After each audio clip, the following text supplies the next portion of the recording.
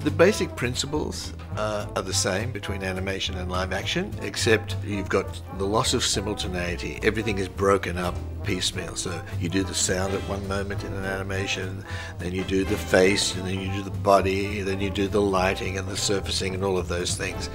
All come at separate times. Papa said knock them out, come on! It's glacial in pace, making an animation, because it just takes a long time. But the conversations between that I might have with an actor, that I might have with an animator, are exactly the same. I guess the challenge of doing voice work is just, and again it was made easier because we had everyone there, but it's making a character come to life when you're not physically going through some of the things that the character's going through. Just give them the same reality you give to a live action character.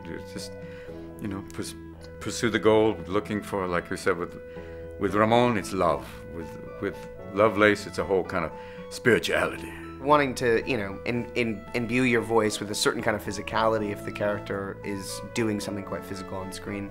Just trying to get that right sometimes can be complicated. You give it the same depth you'd give it an acting part, and it's wonderful. You, me, beautiful egg, now.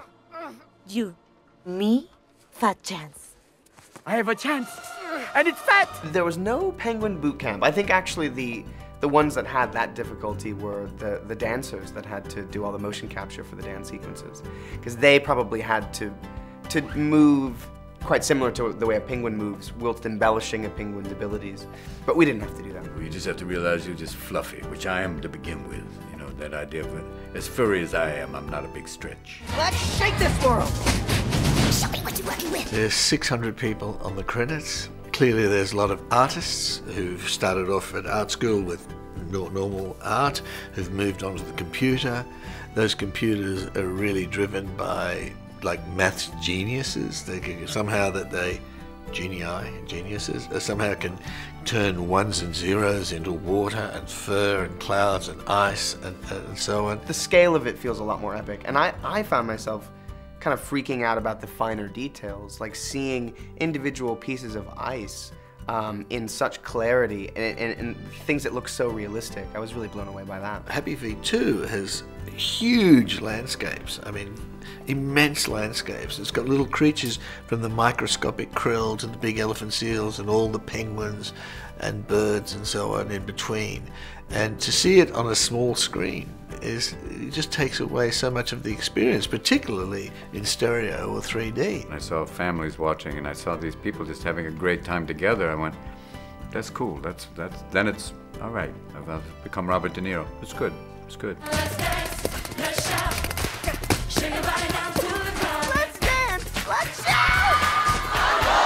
Sorry. My advice to anyone really wanting to take it on is start making movies now. I mean, because you've got your smartphone. I could make a movie on this. I've got sound, I've got picture, I can cut it. And start writing little films, and then start making little films, and they'll be in bigger films that you learn by doing. So just start making movies now, it's easy.